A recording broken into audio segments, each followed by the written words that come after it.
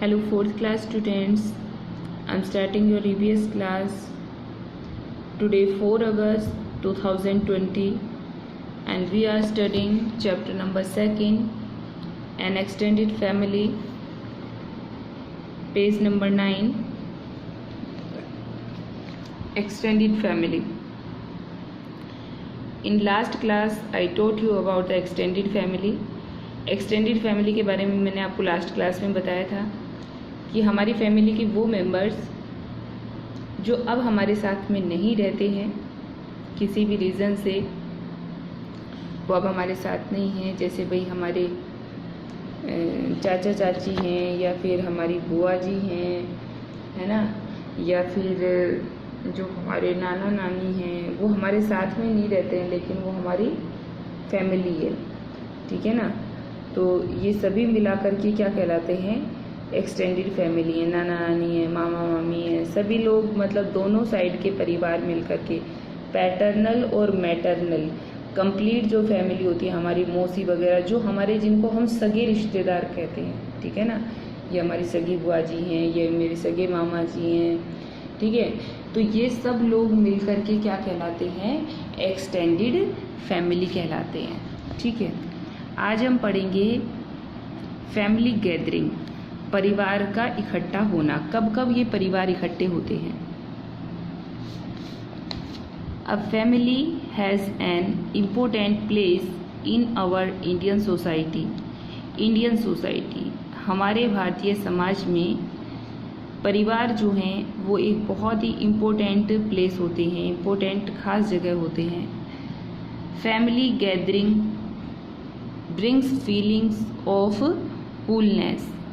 घर में आकर के जो फैमिली मेम्बर्स होते हैं वो क्लोजनेस कैसा महसूस करते हैं, क्लोजनेस, एक दूसरे से नज़दीकी, क्लोज होता है नज़दीकी। बिलोंगिंगनेस, एक दूसरे से जुड़ाव, बिलोंगिंगनेस जुड़ाव। And respect among family members, और परिवारों के बीच में क्या बढ़ती है, रेस्पेक्ट बढ़ती है।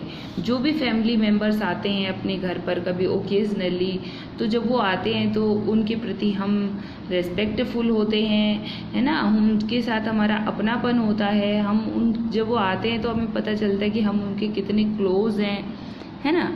सच get togethers give us a chance to share our beliefs and ideas and each other.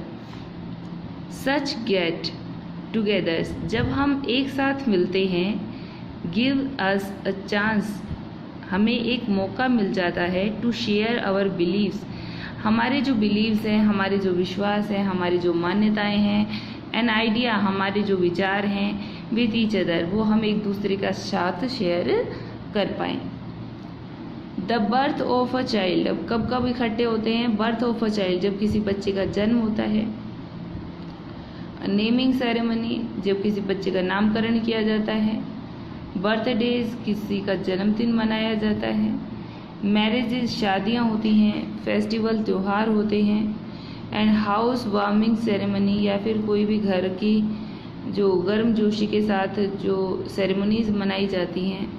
Are some occasions, यही वो अवसर हैं that all family member celebrate together, जिनको सभी परिवार के सदस्य मिलकर के मनाते हैं, ठीक है। नेमिंग सेरेमनी क्या होती है, it has an Indian custom, ये भारत का एक रिवाज है। To have a special ceremony, ये खास सेरेमनी होता है। To name a new born baby, जिसके अंदर नए जन्मे बच्चे का नामकरण किया जाता है। Family members meet on this occasion to welcome a new member in the extended family. Family member meet on this occasion, इस अवसर पर सभी परिवार के सदस्य एक जगह इकट्ठे होकर के to welcome a new member, नए बच्चे का स्वागत करते हैं in the extended family, उनकी extended family में। The elders in the family suggest name of the baby, घर के जो बड़े होते हैं वो बच्चे का नाम सजेस्ट करते हैं। ठीक है, ये नेमिंग सेरेमनी होती है। वेडिंग सेरेमनीज, ये तो आपने खूब देखी होंगी वेडिंग सेरेमनीज, शादी जो होती हैं उनके लिए। A wedding is a union of not only the boy and a girl but of two families. शादी ना केवल एक लड़के और लड़की के बीच में शादी का बंधन होता है, बल्कि दो परिवारों के बीच में बंधा हुआ एक बंधन होता है। उसमें ना केवल लड़का लड़की जुड़ते हैं, बल्कि दो परिवार आपस में जुड़ते हैं। There is a lot excitement as a new member joins the family. इस सेरेमनी के अंदर भी बहुत एक्साइटमेंट होता है, बहुत उत्सुकता होती है। एक्साइटमेंट मीन उत्सुकता, कि लड़की के रूप में या लड़के के रूप में हमारे परिवार में एक नया सदस्य जुड़ने वाला होता है। Everyone enjoys the happy occasion by singing, dancing and eating together. इस फंक्शन को, इस सेरेमनी को सभी लोग क्या करते हैं, गाकर, नाचकर, खाना खाकर आपस में सेलिब्रेट करते हैं। आफ्टर द वेडिंग, शादी के बाद, it is the duty of every family, हर परिवार का ये कर्तव्य होता है, every family member to help the newly married person to adjust in extended family। जब कोई नया सदस्य घर में आता है तो उसको एडजस्ट करने में, उस परिवार के सदस्यों को समझने में काफ़ी टाइम लग जाता है। तो हम जो बाकी फैमिली मेम्बर्स होते हैं, हमारी क्या ड्यूटी होती है कि जो नया मेंबर हमारे घर में शामिल हुआ है उसको हम घर में एडजस्ट करने में उसकी हेल्प करें, उसे रिलैक्स फील करवाएं।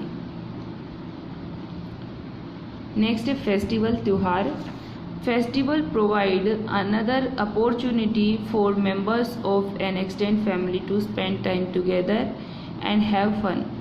फेस्टिवल जो त्योहार होते हैं प्रोवाइड, उपलब्ध कराते हैं, अनदर अपॉर्चुनिटी, एक और अवसर, फॉर मेंबर्स, परिवार के सदस्यों को, ऑफ एन एक्सटेंडेड फैमिली, जो एक्सटेंडेड फैमिली के सदस्य हैं उनके लिए एक और नया अवसर होता है त्योहार, टू स्पेंड टाइम, ताकि वो समय बिता सके, टुगेदर, साथ में, एंड हैव फन, और मज़ा कर सके। Not only in good time but in tough time also, ना केवल अच्छे समय में बल्कि बुरे वक्त में भी जो एक्सटेंडेड फैमिली के मेंबर्स होते हैं वो एक दूसरे का साथ निभाते हैं। The members of an extended family stand by each other, किसी के साथ भी जब कोई समस्या होती है तो जो एक्सटेंडेड फैमिली के मेंबर्स होते हैं वो एक दूसरे की सहायता करते हैं। अभी आपका रक्षाबंधन का फेस्टिवल गया है और रक्षाबंधन के फेस्टिवल पे आपने देखा कि आपकी जो एक्सटेंडेड फैमिली रिलेटेड जो लोग हैं वो आपके घर आए होंगे और आपकी मम्मा जो है वो खुद की एक्सटेंडेड फैमिली में शामिल हुई होंगी। ठीक है, तो कल अपना ये चैप्टर कंप्लीट हो जाएगा। आज के लिए इतना ही, जितना आपको पढ़ाया है इसे अच्छी तरह से रीड कीजिएगा, समझने की कोशिश कीजिएगा। वीडियो एक बार समझ नहीं आता है, 2-3 बार देखिएगा। ओके स्टूडेंट्स, तो thank you, bye, have a nice day.